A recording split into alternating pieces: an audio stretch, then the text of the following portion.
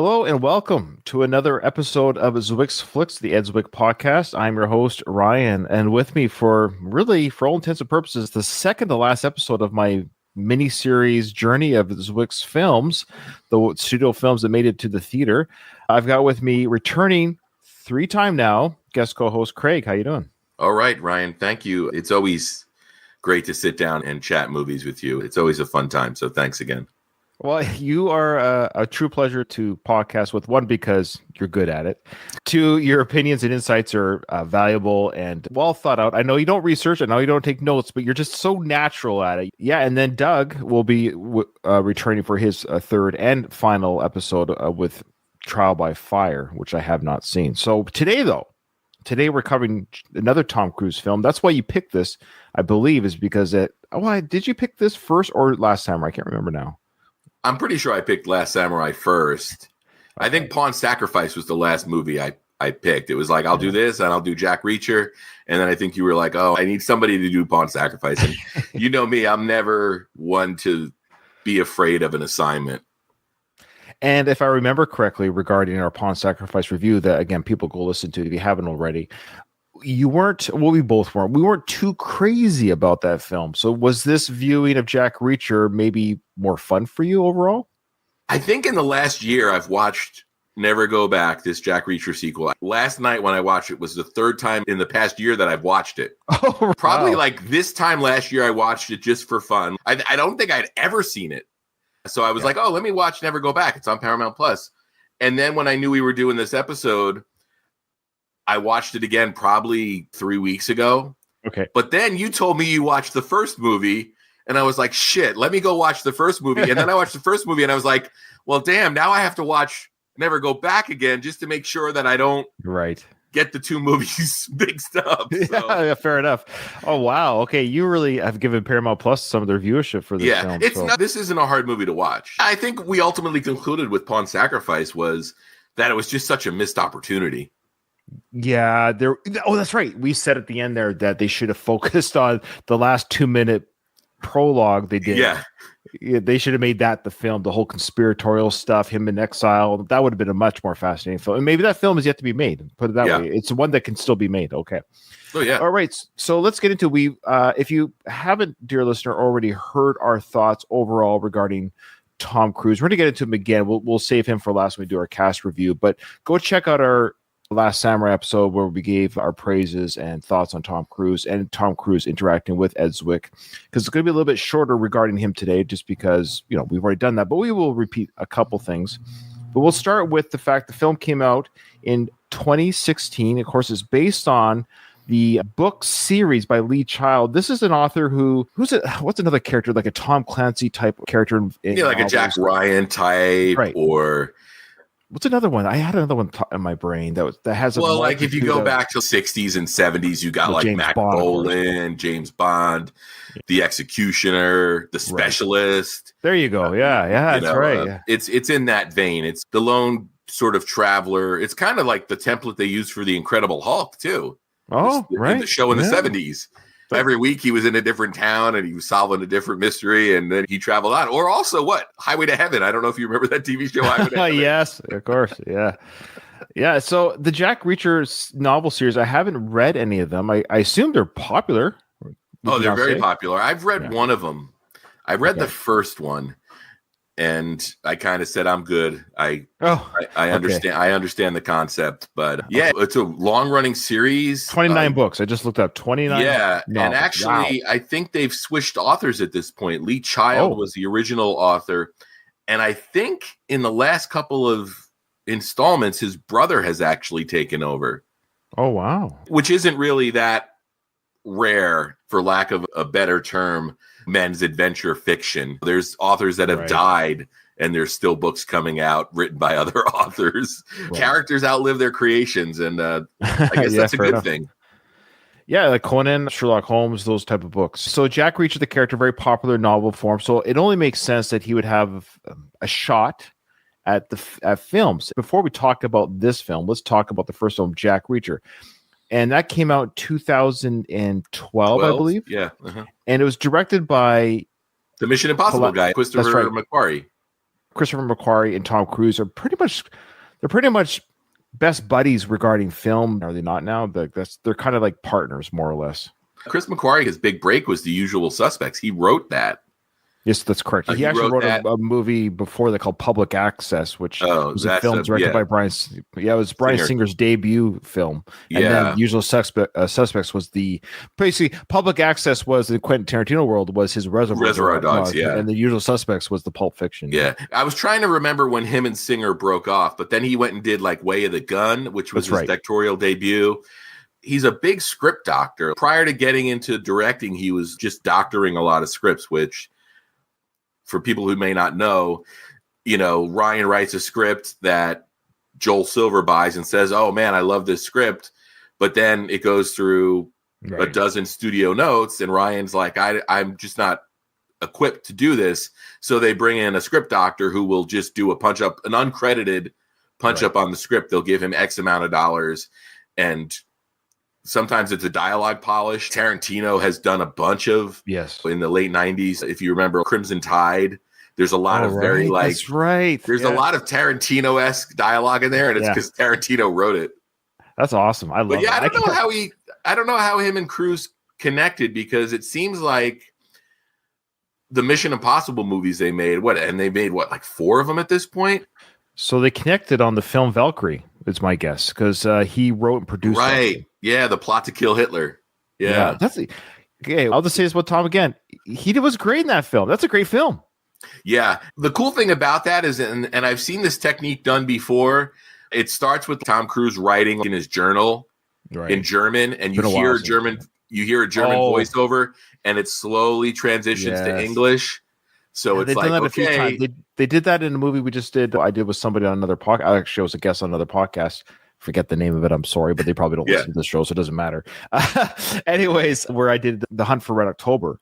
Yeah, no, it's a great technique. I think it's a great cinematic technique that's like, hey, we all know they're speaking German. Right. We don't want a 2-hour movie where everybody's speaking German and 90% of the audience is going to have to read subtitles. Right. Yeah. It's like, we get it. This is now, Sean Connery now has a Scottish accent, but he's a Russian submarine captain. Just get over it. Okay. Let him act with his Scottish accent. Who cares? You know what I mean? So anyways, he wrote Valkyrie and produced that. And did Singer direct that?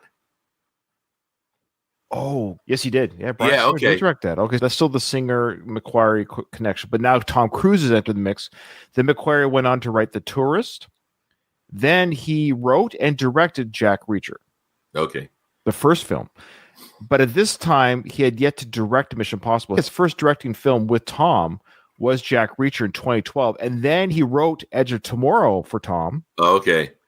Based on the graphic novel. And then he directed Mission Impossible Rogue Nation in 2015 with Tom. It feels like Jack Reacher was probably a test. Obviously, you can do this kind of movie. We can give you the Mission Impossible budget. So, why don't we talk briefly about the first Jack Reacher film? I didn't know Jack Reacher from whoever as a character in the novels. But of course, in 2012, the internet was alive and well. I had heard chatter right away because people love to be critical. The one thing I love about the internet is how critical everyone is. This is so fantastic to read, complaining and negativity. Isn't it fantastic to moan about everything? It's fantastic. So one of the things that people said right away was, Tom Cruise is too short to play Jack Reacher. And look, I get it. If you're a fan of the books, I understand it. This is the character you have in your mind. I would also say Tom Cruise has never dialed in a performance. So regarding the Jack Reacher character, not knowing what Jack Reacher was like as a physical presence in the novels, I watched that film as a great action spy drama, and I quite enjoyed that first film. You? Oh, absolutely. We've since gotten the Jack Reacher TV show on Amazon. If you look at the Jack Reacher on paper, it's a stereotype.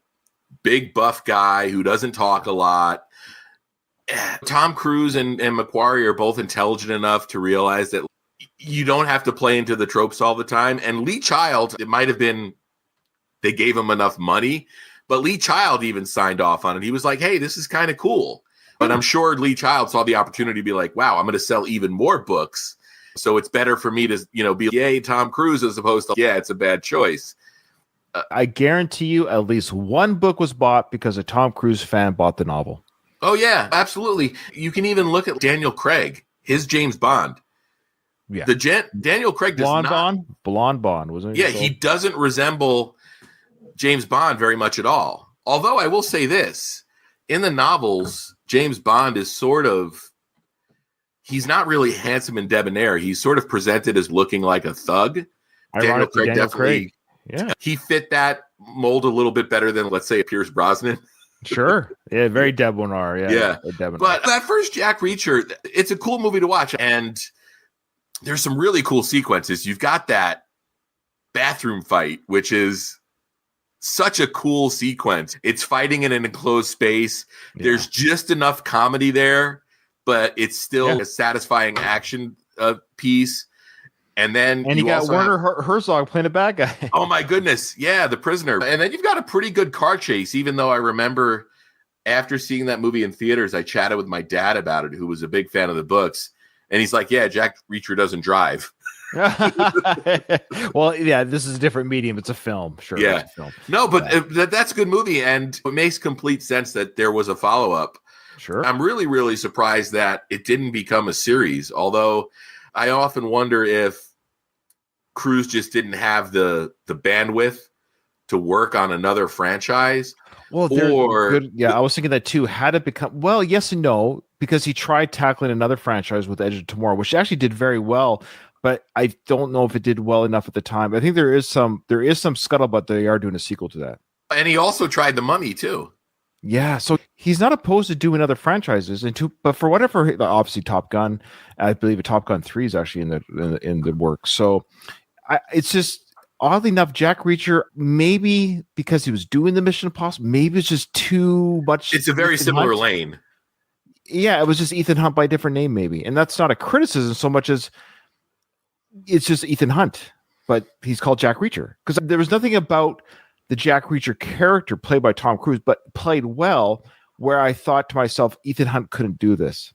It was almost like a poor man version to Mission Impossible. And it's not an insult on the films, but it's almost like we already have our big Thanksgiving dinner, but you're trying to sell me a very yummy grilled cheese sandwich. And look, don't get me wrong, it's very yummy. I like grilled cheese sandwiches, but I got this turkey feast here that you're already giving me, and you're asking me to have both at the same time. Yeah, that's a valid statement. Yeah. So I think that could have been part of the fatigue. Tom Cruise has proven, despite some of his own, as we've said before, the controversies that surround him, he's not box office poison, but the projects might be. And I think Jack Reacher, I think the negative talk about his height, I don't think helped. Like, it's too bad. Put this way, if the character in the Jack Reacher novels was 5'8" with brown hair, almost describing Tom Cruise to a T, but they just called him Jack Reacher in the novels, and then he gets cast, everyone would be saying, oh, this is the perfect fit. I just wish Tom did it when he was younger. It's just unfortunate that within the novels, this character for 20 odd novels at that point had already been established as a 6'3" behemoth of a character. So that negative chatter does affect box office. Yeah, but at the same time, you almost wonder if there would have been a Jack Reacher movie without Tom Cruise. Like Dolph Lundgren as Jack Reacher. We wouldn't get the movie we got.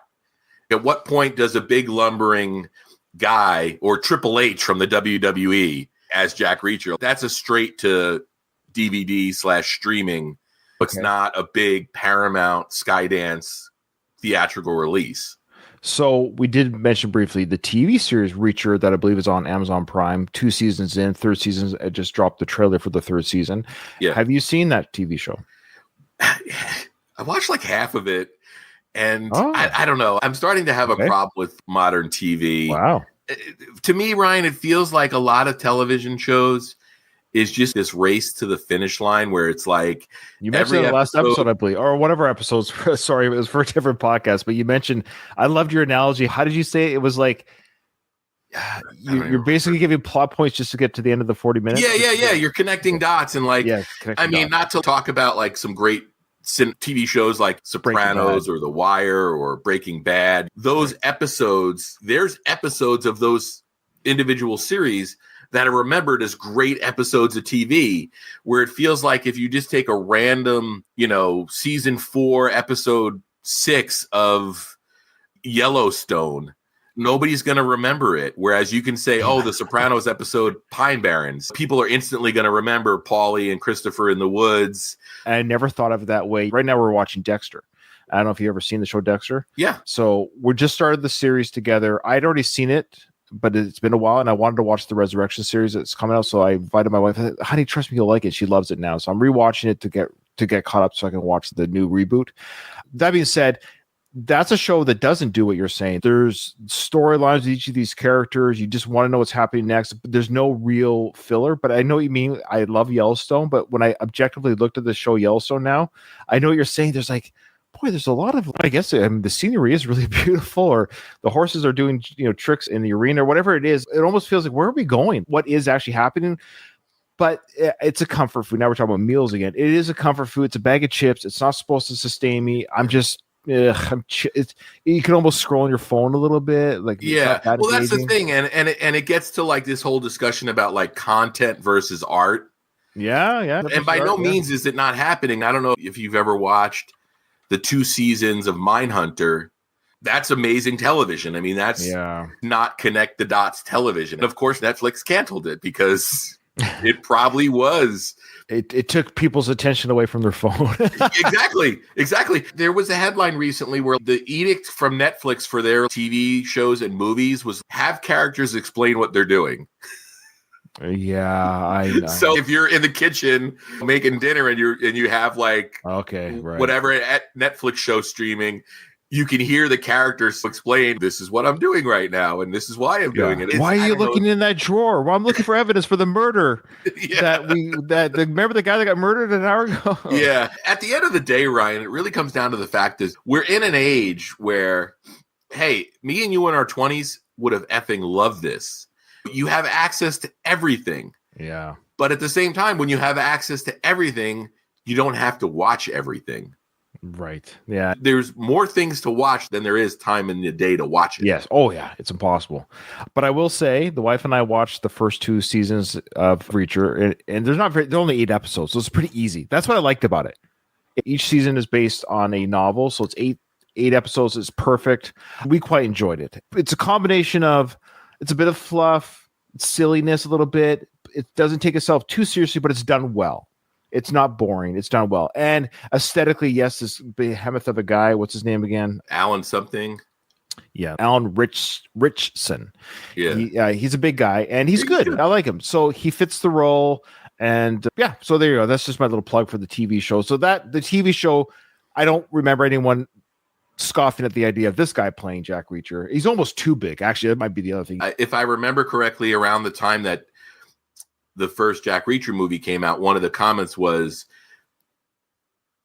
it's really hard for somebody to live the life that Jack Reacher lives looking like he does in the books. Whereas Jack Reacher is very much off the grid. He doesn't have a permanent home per se. He wanders.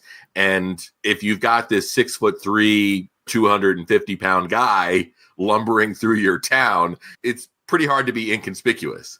But if a guy like Tom Cruise wanders through your town, Sheriff Teasel isn't going to raise an eyebrow. Whereas the guy from the TV show does, you're like, wait a minute, it might be time to stop this guy and ask him what he's doing here. Right. Yeah, that's a good point. Yeah. All right, folks. You're wondering, well, what are you guys going to talk about the film? Well, this is the trouble with this. It's because we sort of are. We have to, in a way, Craig, we have to talk about everything that got to the film, right? Because meaning what I mean by the novels, who directed the film before, like the first film versus the second film, what's the connection in all this? Why the second film? Why not a third film? So now we're at the part where now, yes, there has been a second film has been greenlit. Christopher McQuarrie has decided to take a writing, producing role. The previous film that Ed Zwick directed was Pawn Sacrifice, a very low-key, drama-heavy, lots of talking, chess movie. And maybe he had an itch. He doesn't say, I'm going to play his audiobook at the end. Don't worry, folks. We're going to play the 2 snippets he gave us for this movie at the end. I wish you got more. It's frustrating, but I understand. I understand in his audiobook, or his book, I'm listening to his audiobook, but in his book, that of course he talks a lot about Glory and The Last Samurai and Legends of the Fall. And these are the huge films. I get it. But for me as a total nerd, I'm actually almost somewhat more interested in hearing about the films that didn't make it. I still want to hear about the process of making Jack Reacher 2, about some of the stunts and the conversation you had with Tom off the side. And even Pawn Sacrifice was like 2 sentences. Like he said he had trouble with Tobey Maguire. I want to hear, give me some more dirt. It's unfortunate that we got literally 2 sentences for his last 3 films. Yeah. I almost wonder if it was a case of looking for a director for this movie. If Tom didn't say, hey, I've worked with Zwick before. I know what I'm getting with him. I know he can handle the assignment. And also, it might have also been like, you know what? He might need this movie too. I know. I was thinking that too. It's a combination of like he hadn't had a blockbuster since his last blockbuster was Blood Diamond in 2006 because Defiance, Love and Other Drugs, and Pawn Sacrifice, his next 3 films, I wouldn't consider them blockbusters. No. So in the back of my head, I was like, I wonder if it was like 2 things. Tom Cruise is getting somebody he knows, he trusts, and will deliver it. But also at the same time, it's like, hey, let me throw my buddy a bone too, because it might be a good way to sort of jumpstart, And that's a credit to both Ed as well, that Tom, because Tom is a producer of the film. So he's going to greenlight Ed in a sense. So he hires Ed. He's like, hey, Ed, you busy? You want to handle another action film? And there's some war elements, action sequences. You've done these before with other films. And it probably rejuvenated Ed, but he doesn't talk about that in the book. Yeah. Yeah. It's unfortunate. It might have also been like proximity effect as well. It's hard to reflect on something that is still semi-current. The book came out, 2024, 2023? Yeah, I think it was just last year. So it was like still like 7 or 8 years. That's right.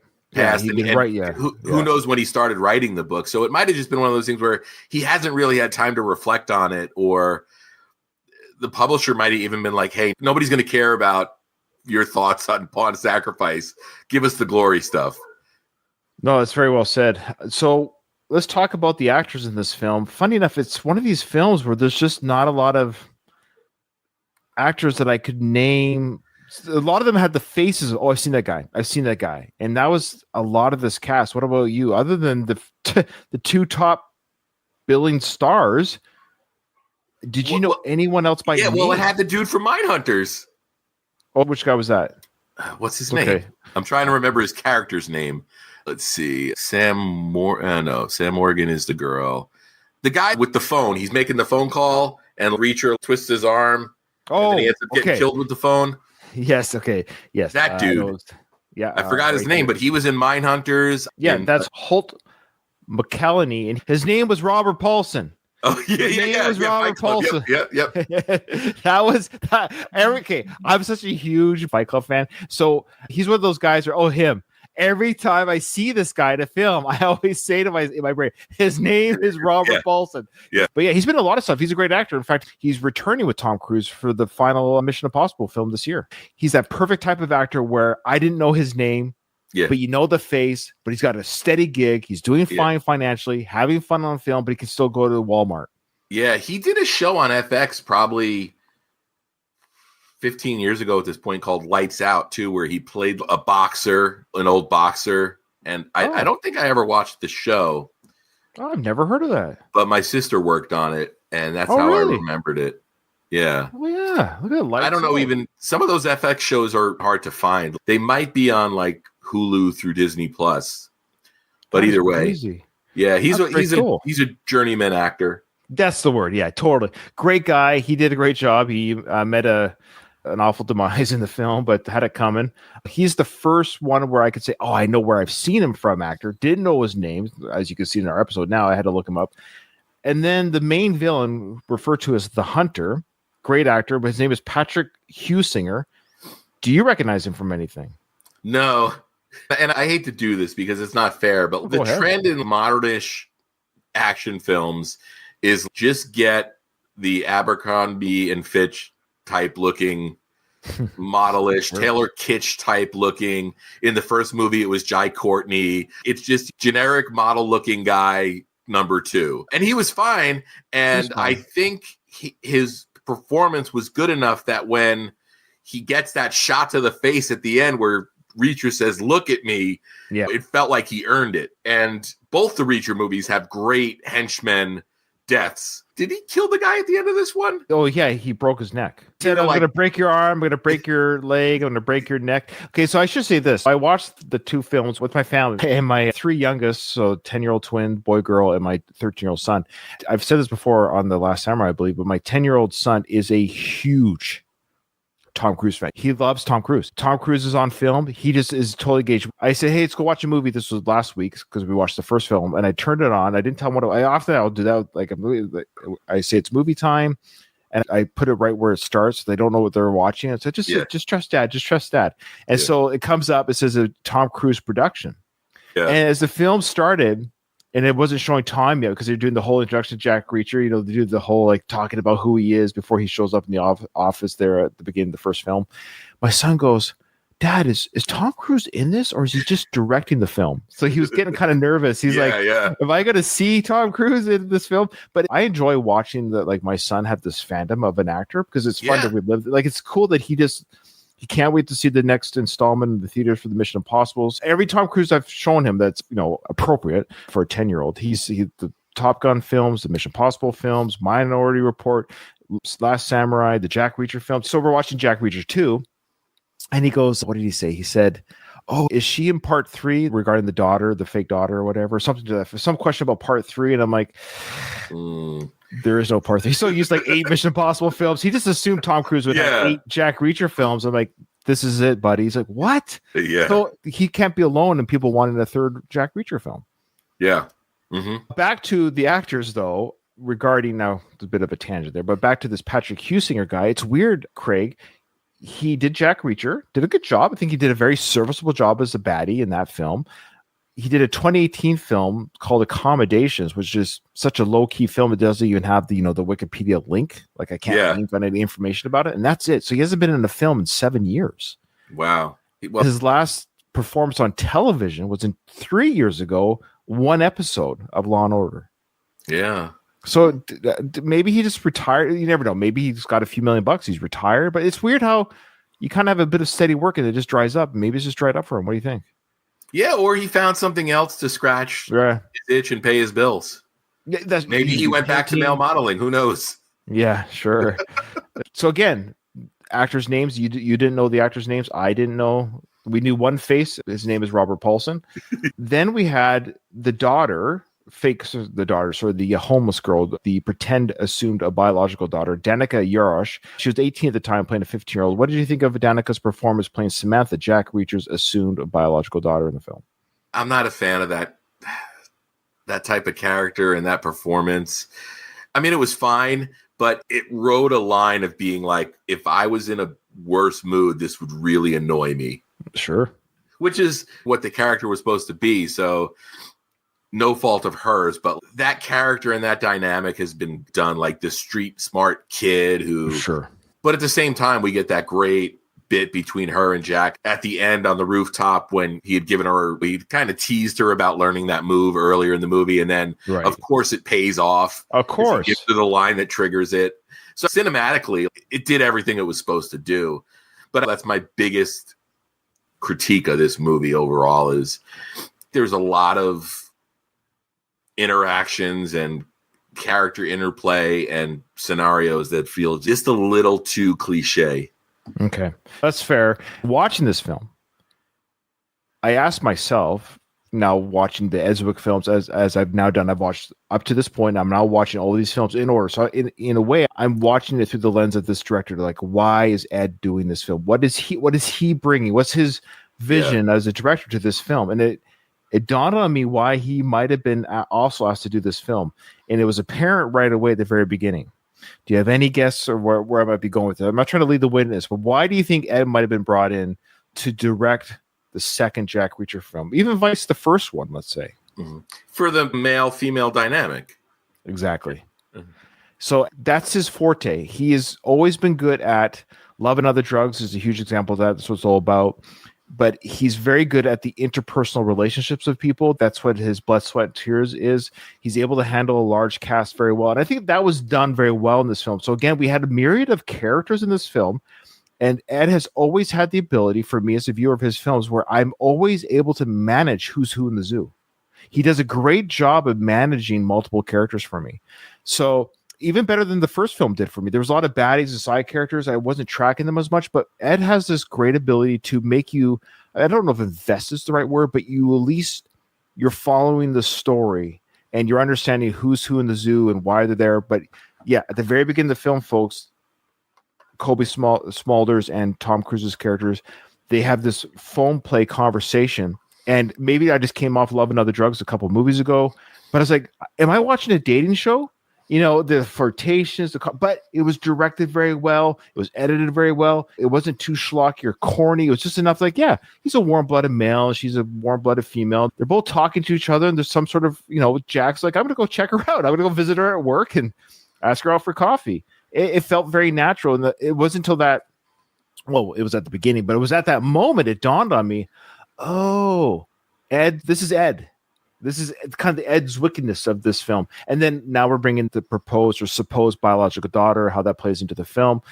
Again, the relationship. So you have Tom and Colby's characters playing mother and father to this girl. So when I allowed myself to treat this pretend, it was almost comical, but I think it was meant to be that they were acting like parents. So remember the hotel? Oh, she never listens to me. I can't believe it's almost like a family sitcom at the hotel. Yeah, and I'm sure we'll start talking about her soon, but I also almost feel like Colby was the weak link. If you look at that hotel room scene, okay, if you want to use the analogy of a car, so let's say that Tom Cruise, from an acting standpoint, is a Lamborghini. Okay. And it feels like that scene, the performance is the Lamborghini driving through side streets. The Lamborghini needs to open up and be on the highway going 80 miles an hour.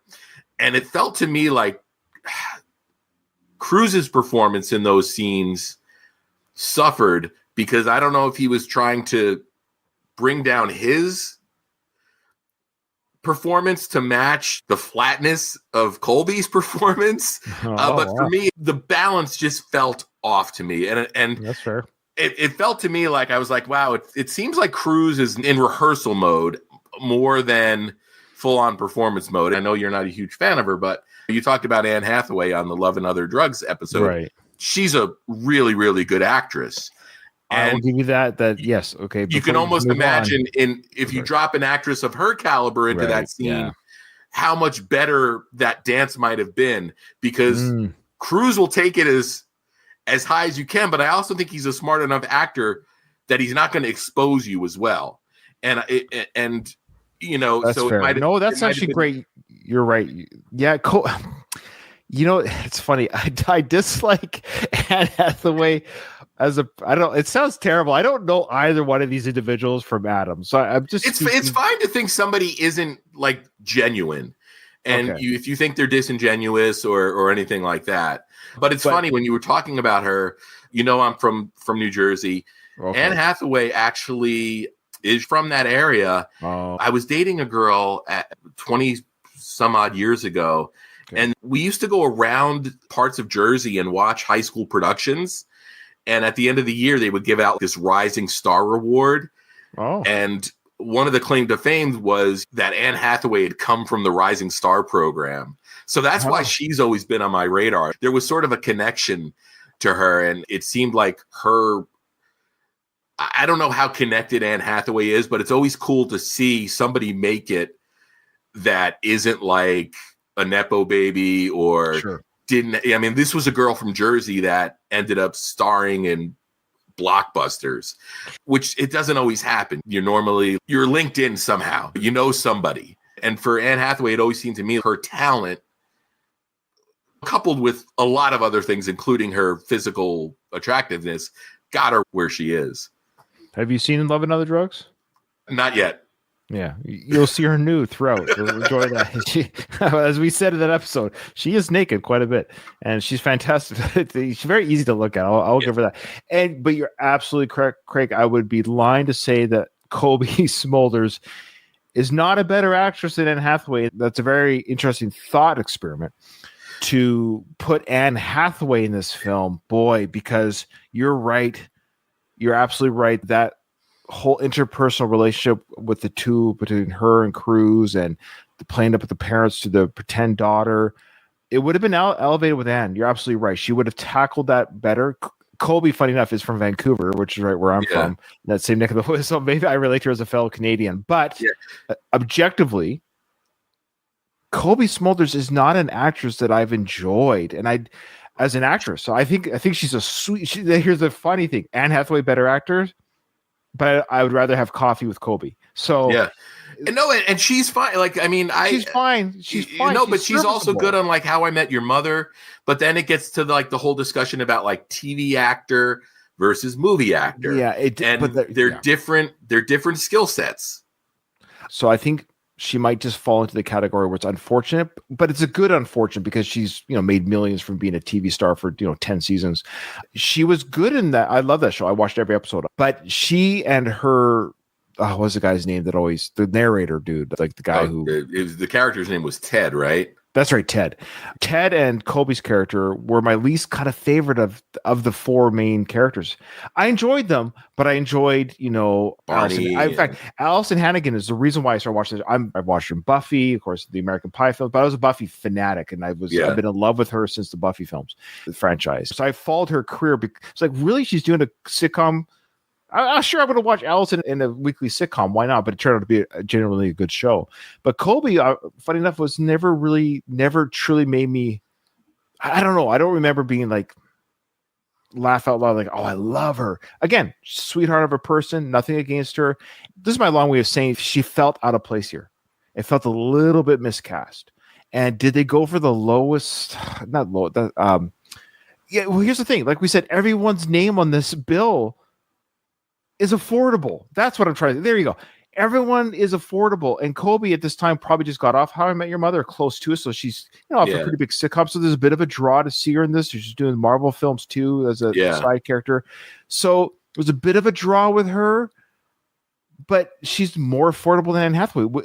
Did they hire Colby to keep the budget down, Craig? Yeah, sure. And this also gets to like Tom Cruise as producer because he produced this movie as well. So when you're looking at the budget and the money you have to work with, it's like, okay, we might not be able to spend a lot of money, but let's find appropriate people for the roles. Also, at the same time, I'm like, we're making a sequel to a movie that did okay. We've got the name recognition already. Scarlett Johansson isn't going to bring anything extra to the box office because she's in it. You know what I mean? Like like Tom Cruise is the draw here. Like people are going to go see it because it's a sequel to Jack Reacher. Those are like two things that are getting asses in seats. So it doesn't need to be a loaded marquee. No. So this budget was the same as the first film. So in a weird way, that's not very common that the sequel of a franchise will have a lesser budget than the first film. So what does that tell you? They save money on cast. Yeah. Yeah. But also that might explain why there wasn't a third film. Like for whatever reason, they just didn't get the returns that they were hoping for. They were like, hey, we'll make a sequel, but we're not giving you 1.5 times the budget of the first movie. It's like, if you want to make it, here's the budget. Go to town. There was talk and whisperings that they would do it, but it's always about, hey, it's a business, about money. The second film made a little bit back, not enough to warrant a third film, but the trajectory of such was that it's going to keep going down with each film. So when you open up Paramount Plus, they have the different categories, and it feels like the last 2 or 3 months, the 2 Jack Reacher films are in their like most watched category. Oh, wow. And then also if you go to like the action, it'll be like all Tom Cruise film in like the most watched. It would be like whatever Mission Impossibles are on Paramount Plus, the 2 Jack Reacher films, and then Top Gun Maverick. I mean, people are watching those movies, but then at the same time, it's like, well, they've got the Jack Reacher TV show now, which basically, on a different network. Yeah, but it basically killed any chance of there being another Cruise Reacher movie because if anything, Amazon will probably make a feature-length Jack Reacher movie in the new Reacher universe. If you look at the Hellboy movies, the first Hellboy movie came out, did whatever it did, but then it did great on DVD. Right. So that allowed them to do the Golden Army or whatever. Yeah. And it almost feels like that effect isn't allowed to be in play here because they've already made other movies, So it's kind of funny that Reacher is doing great streaming numbers, but there's no way to capitalize on it unless a lot of people are going back to watch those movies because of the Amazon show. And then there's like, That's what I was going to say. You just took that out of my mouth. yeah, I think in a weird way, people are like, "Oh, Tom did this film franchise." Like, I guess I heard about that, and I think if they're able to just put it this way, I hadn't seen the first film and the second film since I watched the first 2 seasons of the TV show recently. And so when I went back and watched the films starring Tom Cruise, once I erased, like, it's a different actor. I'm used to different actors playing Batman, Superman, Joker. So I'm always able to, like, okay, it's a character. It's a different actor playing the same character. Tom does a good job embracing the character. And so the characters and the way he acts is not foreign to what you see on the TV show. So both actors play the novel character fairly well. Like, I'm not jarred by the behavior of Tom Cruise's portrayal going back and watching the films after watching the current TV series. I can piggyback off that because we didn't really talk about the opening of this movie. And right. I think the opening of this movie is really cool because it drops you right into things. It starts with the cops arriving on scene. There's like 2 or 3 bodies strewn in the parking lot. And the witnesses are like, man, those guys got destroyed. The cops like, who did it? And they're like, him. And you see Tom Cruise from behind sitting in the diner. And then you get that whole setup where Reacher has this confidence because he says in the next 90 seconds, 2 things are going to happen. That phone's going to ring and you're going to be in cuffs. And the thing I like about the scene is it alludes to a previous sort of adventure that we're catching the end of. Yeah. So it's almost like film in between the films. Yeah. And then also it gives you, for people that don't know the character, it's a good introduction to the character. It's like, okay, obviously he has the ability to take out and severely injure people in a parking lot brawl, but then also have this confidence and this bravado when he's dealing with this corrupt sheriff or whatever. It's a great opening. I almost wish that we would have gotten like a little short film on the DVD or something, even if it was 5 minutes to show us the lead up to it. Well, that's the advantage of doing these TV series, Vice the films. I find they're able to, I don't know why, I guess it's just setups or set pieces, because they're able to do 8 episodes of TV in a year. But they wait 4 years between films. And I'm like, why is that? Why are they able to do a very well done show on Reacher, 8 episodes, and good action sequences? Sure, they're not having huge explosions and buildings collapsing, but why? Like, I think movies need to figure out how to meet that middle ground of serialized TV and or quicker releases of movies. Like 4 years between films probably didn't help it either. Yeah. And I wonder if there's another book in the series that opening scene is. Yes, it did. Is it? Oh, yeah. No, it was good question. So yes, it was based on a book called One Shot, I believe. This film, Never Go Back. But they did say that the opening scene was based on the end of another book. Sorry, this was actually based on Never Go Back. My apologies. Yeah. One Shot, film, the first movie. That's right. But that sequence of the trafficking was actually a plot in another book. So they kind of cool. it in. Yeah. Oh, that's cool. I might have to check my library for that. So that's what I like about it. They stay true to the book, stay true to the characters, I guess. So if you're a Jack Reacher fan of the book series and you're in the theater, you're like, oh, this is the end of the 16th entry in the series. Yeah. Oh, that's cool. It's like a little Easter egg. Maybe what I was going to say was if you watch the movies because of the TV show, because it's pretty well done, that's what I meant to say maybe was that you're watching Tom Cruise's performance, and once you get it's a different actor playing it, the character is the same is what I'm saying. You're not jarred by the film experience having watched the TV show, because I did that. I watched the movies again after the TV show. I was like, oh yeah, it's the same character. Yeah, you could drop that dude from the TV show into the opening scene of this movie and it would feel completely there appropriate. You go. Yeah. If you like somehow AI CGI Alan's character as doing everything that Tom does in that film, but it's his body, you wouldn't be confused by the movie. It would be Jack Reacher. Yeah. Yeah. All right. So we've talked a lot about Tom. So back to Colby, serviceable, but I agree with you. Anne Hathaway, better actress, probably would have made the film a little bit better. I hate to say it, because a lot of it was relationship stuff. And Colby, fun, sweet personality. I'm sure she's a sweetheart of a person, but looks great in that t-shirt too. She looked great in the t-shirt, and but I think she might have been above her pay grade a little bit. I'd imagine Tom Cruise is a hard person to to act against because yeah, it's Tom Cruise. And I mean, and then, to her credit, she did it like that. Yeah. I would bet if you were to interview her and she was honest, hey, let's just ask her like friend to friend, let's say like, hey, was it nerve-wracking being around Tom? Probably, because he's intense, not in a mean way. He's all business. He's the first on set, last to leave. He's there. He's producer. He's the boss of the film. He's like, So, again, to me, it feels like he's sparring as opposed to straight up boxing. Yeah, good point. In those scenes, at least. Now, Tom Cruise, what are your thoughts just overall, I guess, with Tom back in an action sequence type film? He does everything he's supposed to do in this movie. The other aspect of this is, unlike the first movie, although we did have the lawyer character in the first movie, but that dynamic was different. Here, there was more of an ensemble to work with, so I think the focus wasn't as much on him, so he was able to sort of just be another character on it's funny that you bring that up because they talked about if a third film was going to be done, it was going to be even more of an ensemble piece. Yeah, I almost wonder if, I mean, Jack Reacher, you always have to have the Jack Reacher character, but yeah, that's interesting because if you remember, is it the fourth or the fifth Mission Impossible movie where he climbs the tallest building in Dubai or whatever, or the tallest building in the world? That movie, it feels like they were setting that up where like Ethan Hunt could have been like, okay, I'm off to go enjoy a quiet life. Because it feels like they set that up for all those other characters. And you know what? In another universe or another timeline, there might be like the Jeremy Renner, Paula Patton series. Ryan laughed like sure. That's a great sequence.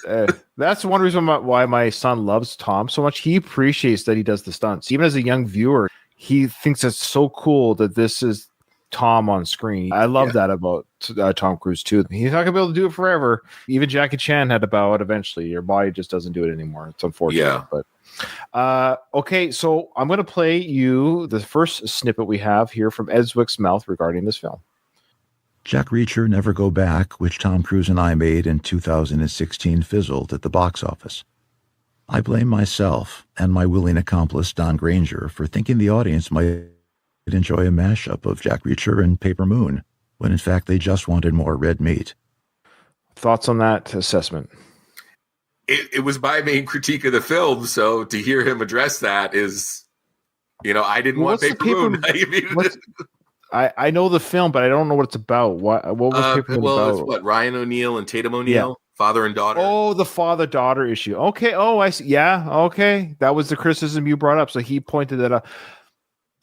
That's so fair. Ed called me out. But it was based on a book that had that, but it wasn't as much in the book. So I guess he leaned into it, You leaned into it. Yeah. That's funny. Very astute. It's very astute that you brought that up as a criticism, and so did Ed. So good job on that. Yeah. Maybe if they had picked a different book, you're right. It might have made a few more million. Sure. Fair enough. At the beginning of the episode, I talked about how many times I've watched this movie in the last year. Like when I watched it again last night, after having just watched it 2 weeks ago, I didn't groan and say, oh my God, I have to watch this movie again. No. I sat down and I watched it and I enjoyed it. There's certain movies I won't do that for. Yeah. If I watched it 2 weeks ago, I'd be like, you know what? I'll remember enough to talk about it. But this movie, I was like, you know what? It's not going to be a bad 2 hours of my time. It was my first time watching it since it's whatever DVD release at the time, 2016, or maybe streaming back then, maybe 8 years ago. But when I was watching, it's like, oh, this is better than maybe I remember or people gave it credit for, because it's a very good. Maybe I've seen some really crappy action films lately, but it was just, I was just like, no, this is a fine movie. The acting's good. The action sequences are fun. I'm following the plot along. My kids are even enjoying it. Even with those very talky at the beginning, I was getting a little bit worried. Is like, oh, is there much action in this film? I can't remember. But they were still engaged. They were following the storyline. They were listening. And what were said before about what people are experiencing, Craig, on streaming would indicate that people are watching it. So maybe it's just one of those things that things get better with time. Like it's just released at a weird time. Who knows what the public was doing at that time? Because it seems like I didn't see it in theaters, and I don't remember why. I mean, there you go. I just didn't. And I mean, I saw the first one in theaters, and admittedly, my life was different in 2016 than it was in 2012. I was living in a different state, and I was single when the first one came out, engaged when the second one came out. So I wasn't going to the movies as much as well. I didn't see this movie until years later. Okay. I think there's maybe 2 more clips, one for sure. I had a wonderful time working with Colby Smulders, and I certainly don't blame Tom. He was great in the movie. He just wasn't 6'2", as the novelist Lee Child had described his protagonist. And should Tom happen to call about making a 3rd movie together, I'll definitely pick up. So he mentions the it's funny that he brings it up because obviously the first film had already come up. It's interesting that I think he recognized the writing on the wall too. I think he probably read the scuttlebutt on the internet too. But it didn't hurt the first film. But it didn't help it. I think. Well, yeah, I guess another layer of, despite Cruise's best acting and best or whatever, like all the oomph that he puts in his films, he can't overcome. Unfortunately, he just can't overcome height. It's just a reality of DNA. Yeah. By the way, Lee Child has a cameo in the first movie. He's like a desk clerk. Tom Cruise and the lawyer character, the girl from Gone Girl, I forgot her name, and they have like an interaction. Rosamund Pike. Yeah, she's also from a Bond movie. So there's a scene between the two of them, and there's like a desk clerk there. I don't know if it's a cop or somebody, and he pays off the joke. There's a joke, and then he kind of looks up, nods his head or whatever. That's Lee Child. Oh, okay. Now, it's interesting you brought up Colby, and I told you, I think she's a sweetheart of a person. Her acting in this film is serviceable. It's fine. It wasn't bad, but it just she felt or looked or performed a little bit of a fish out of water, like carrying an action film with Tom Cruise. It didn't quite land, though she gave it her all. But I like how Ed just says she's a sweetheart of a person. And keep in mind, his last big actress that he worked with was Anne Hathaway, which I think he had more trouble with. So I think he just had to throw in. Colby was great. She was sweet. And Tom gave it his all. Now, before we move on to the last clip of this one, I think there's one more. I will say Tom, back to his acting again, he's just such a darn good actor. The end of the movie, when he's saying goodbye to his, not his daughter, but they're having that goodbye, I thought he did great saying goodbye to this young actress who's playing his daughter.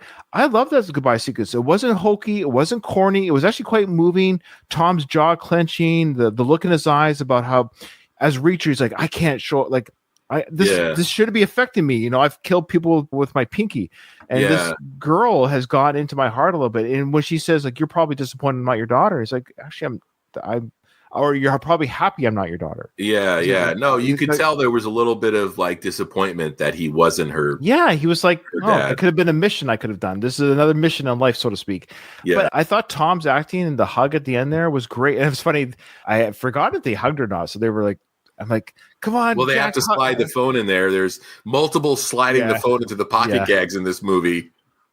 So I'm watching the film with my kids, and I'm like, come on, Tom, hug her. And then she walks away, and I'm like, oh, crap, I thought they hugged her. And then she came running back, like, I knew what I said. Like, but they do this big hug, and I don't know. I thought it was great direction. Ed, that's what Ed is good at. He's good at the emotion stuff.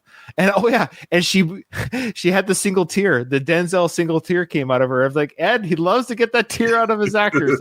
And so apparently he whipped her too, apparently, behind the scenes. But yeah, I should have done a single tear count from the Ed's films. Okay, I think there's one more clip here. If not, we'll...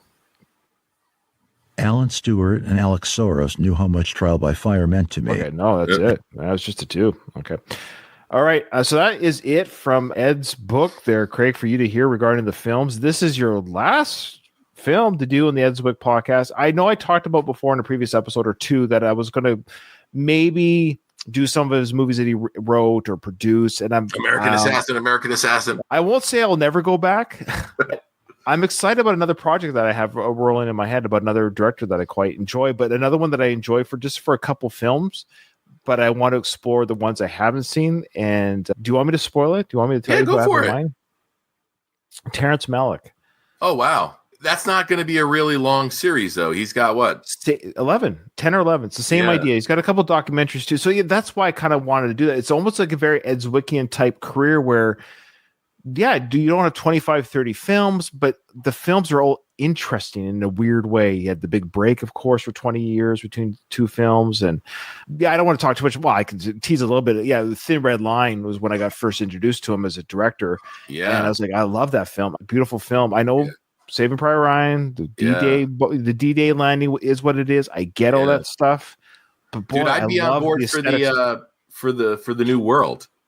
Oh, great film. So Yeah, but there's a couple of his recent ones that I just haven't seen yet, just because of timing and this and that. I know they didn't get even critically received very well, but I want to see why. Same idea. So, yeah, Terrence Malick is one I want to tackle, but it doesn't mean this is. So, if you're listening to this and you have it on your podcast feed, I'm just saying the main show is theater, like his 13 films he did for feature film, but bonus episodes I will suspect they will come. So don't cancel your feed, folks. We still have one more film to do, Trial by Fire with Doug, for the final film. But Craig, before we close, I will of course do your link tree on our episode. People can see everything you're doing. But your main show right now, do you want to talk about your podcast you're doing right now? Yeah, it's probably my last podcast. It's called The Goat De Palma, and basically every episode I present my case as to why Brian De Palma is America's greatest living director. Yeah. We started the new year with a fresh episode, and by the time you listen to this, there's probably 2 more episodes in 2025. Oh, wow. Nice. And it's a really great show, in my opinion. You've been on it before. I'm looking forward to you coming back. Yes. Because we still have more movies and scenes to talk about. But yeah, basically every episode, I let my guest pick a movie and a scene from that movie to help us sort of just explain why Brian De Palma is the director that he is. And we did a great episode together on The Untouchables. Yeah, I love it. Yeah. Yeah. It was your podcast. I want to say again, if anyone was listening to this or they've forgotten, it was your podcast that you're doing with Brian De Palma that literally triggered, I want to do that with a director. And Ed Zwick was the first one that came to mind. So it was because of you and your show. Now I might be on this director journey with other directors that aren't the Steven Spielbergs, that aren't the Christopher Nolans, or even the Quentin Tarantinos. I kind of wanted to do these other directors where people are like, oh, they did that film? Yes, they did that film too, that I enjoy. So Ed Zwick falls into that. I think Brian does too. People are like, oh, he did Untouchables. He also did the other, whatever other film. He did Carrie. So, I mean, there, it's Carrie, like the guy that made the Untouchables made Carrie, but then he also made Scarface. It's like, those are about the 3 most different movies you can think of. Like, the guy that does Glory did Pawn Sacrifice. Exactly. Yeah, I love it. All right, well, that's great. Well, thanks for coming on, and we may do a bonus episode. Yes, there are some American Assassin. It sounds like we're doing American Assassin with Craig, but like I said, if you listen to this on the feed, don't give up on this feed. The bonus episodes won't be monthly as all, but they will come out. So thanks for joining us on this. And again, the next episode, Trial by Fire.